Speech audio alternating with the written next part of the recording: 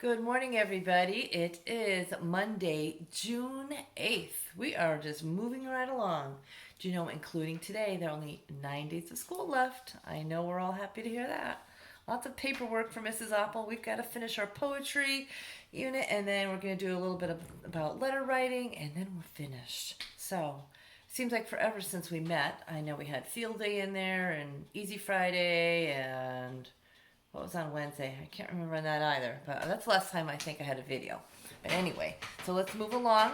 Please take out your DLR. So we're going to go over Wednesday, Thursday, and Friday. So take that out. We'll go over this quickly. Okay. Focus. All right, so Wednesday. This is number 20. All right, correct the sentences. The director learned our choir two patriotic songs. The director taught, not learned. We don't say teached. We say taught. Our choir two, and they spelled used the wrong two. It should be TWO. Two patriotic songs, punctuation, period at the end. Number 2, the car needs to be painted because it is rusty. You could say that excitingly or just normal, so it could be an exclamation mark or a period. So capital T. The car needs to be painted because it is rusty. Underline the word. Is the underlined word a noun, verb, adjective, or adverb? The hummingbird hovered above the plant. What did the hummingbird do? It hovered. Hovered means to fly over like a helicopter does. So it's an action word, it's a verb. And what two words make up each contraction? So we have won't and isn't. Isn't is pretty easy. You can see it. Is not. I have it there. Won't is will not. So she won't put away her shoes.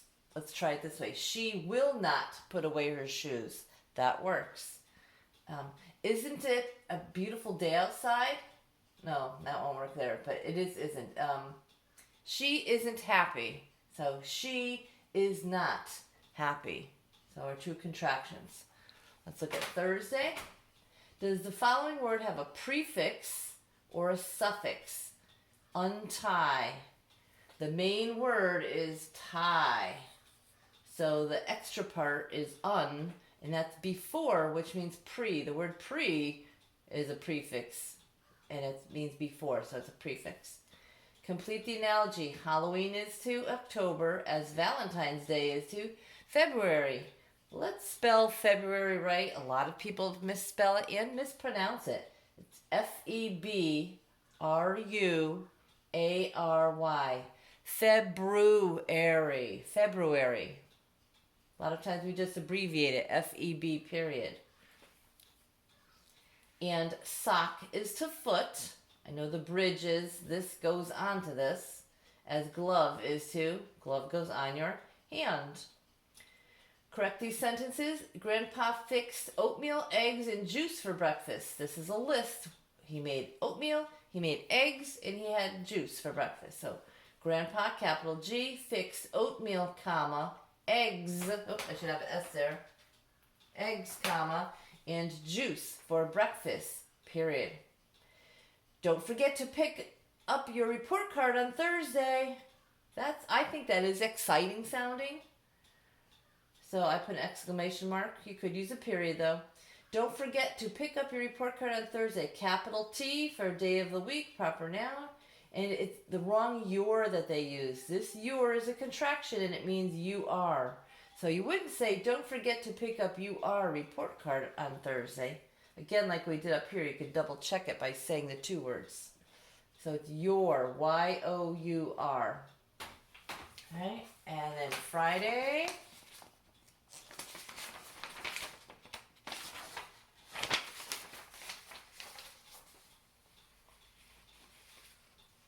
Okay. Make sure we're focused there. Choose the word that best completes each sentence. So that's what you had to do. Will you take me to the swimming pool? You could try each one out. Will you taken me to the swimming pool? Well, that doesn't make sense. And you could cross that out if you needed to. Will you took me to the swimming pool? That doesn't make sense either. So, take. The drill needs an extension cord. The, capital T, keys are hanging in the front door. We wouldn't say an or a. A keys, it's more than one. If it was one key, we would say a key is hanging in the front door. But it's keys, so it's more than one, we say the. Samuel had an eyelash on his cheek. Would we say Samuel had those eyelash on his cheek? That would mean more than one. Samuel had a eyelash on his cheek? No, we don't say a. And remember, we've done this. You look at the noun. Eyelash begins with a vowel. That's why I circled it. If it starts with a vowel, we always use an, not a. Samuel had an eyelash on his cheek. The best book I've ever read is Strider. Best. Okay, so that's that. I hope everybody had a great weekend. Did you do your field day work? I think today might be the last day you have for that. So you want to check on it. Make sure you turn in the sheets that Mr. Manning needed. I don't follow the gym activities and assignments closely, but please make sure that you do that. We want to see which team won. He even split school into 3 teams, so that was exciting. I forgot to mention that. All right, so the last poetry we did were cinquains. You guys are doing a great job on this poetry unit. You're developing a very nice poetry portfolio, which you have in your Google Drive. When we're all finished, if you choose to print that out and staple it together, you could do that. So we don't have many more left on there. So let's see. Friday you had to do IXL and DLR. I hope you're practicing that IXL. I don't give that a lot. Go up to 80%. It was the one on analyzing poetry. So hope everybody did that and did okay. And what we're going to do today is we're going to do favorite place poem. Everybody has a favorite place. Could be your bedroom, it could be your backyard, it could be Disney World, Callie. It could be many places. So when we do a favorite poem, you're going to think of a place you'd like to be, and you're going to answer these questions. So I'm going to show you the questions, and then on the next page, I'll show you my poem that I've written.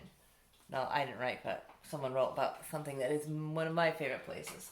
So what is your favorite place? So that you write that on the first line. What is your favorite? And you don't have to write it in a full sentence. You'll just write the backyard. What is your favorite kind of day there? Ooh, think about that. What is your favorite time of day there? Morning, afternoon, night, after lunch, before school, on the weekend, during the week. What do you see there? So you list 3 things that you see there. And again, it's not full sentences, just words with commas. What do you hear there? 3 things. What do you like to do there? 3 things. When will you go back there? We all probably want to go to our favorite place a lot. And how will you feel? So let's think of different places that we could write about. I think mine is going to be the beach. Oops, lousy marker. The markers are wearing out. The beach. Okay. How about a Major League Baseball game? Or maybe an NFL game. I know at least one of you has been to a professional NFL game. That must have been exciting. And you wrote about that, right, Nick? Let's see. Maybe it doesn't have to be big and fancy things either. Maybe you like to go to the zoo. We have the Beardsley Park Zoo right down the street in Bridgeport, and they're back open. How about, like I said, Disney World. And you do not have to use any of these examples that I have. I'm just trying to think. Maybe you like to go to the playground. Like I said, it doesn't have to be someplace fancy and expensive. It could just be something that you like to do. So here's some examples.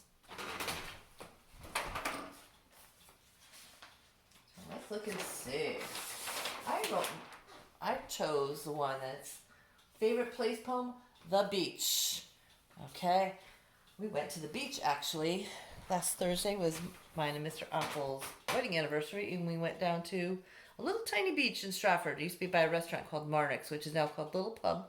Good food. Well, it's pricey, but it's good food. And we spread a blanket out, brought chairs, and we were at the beach. So that was nice. But it wasn't like going to the beach in my bathing suit and laying out for a suntan. We were there at 5 or 6 o'clock at night. But anyway, the beach. So 2 words. When would I go? On a hot and sunny day. All right. In the afternoon. Soft sand, cool water, blue sky. 3 things I would see. Crashing waves, or hear crashing waves. Get that right. This is what we would see. This is what we would hear. These are 3 things that I would feel. And then when? Every summer. When would I go back? And how would I feel? Relax. So let me read it all together. The beach. On a hot and sunny day in the afternoon. Soft sand, cool water, blue sky. Crashing waves, seagulls squawking, people laughing. Collecting shells, laying in the sand, splashing in water. Every summer, relaxed. I can't wait. Oh, gotta wait till after next week, though. So, and these words, imagine, these are using our senses. How does the sand feel? Soft. Maybe I could have said hot sand. How's the water? It's cool. What does the sky look like? It's blue. You're giving your reader, helping their imagination. Crashing waves, I can hear that. Seagulls squawking. People laughing, you could hear them all laughing with what they're doing. And giving ideas of what I'm doing. And I drew a picture here. So this is one of your slides. You can review. There's always clues or tips on those slides, so you can do that again. And then write your poem, and you can put a picture in too. Okay? Again, if you have any questions on anything, I want you to put a comment in there, and I will get back to you. All right? It's great. Stay outside today. We have a couple days of nice weather, so let's get our work done and get outside. Okay? Bye, everybody.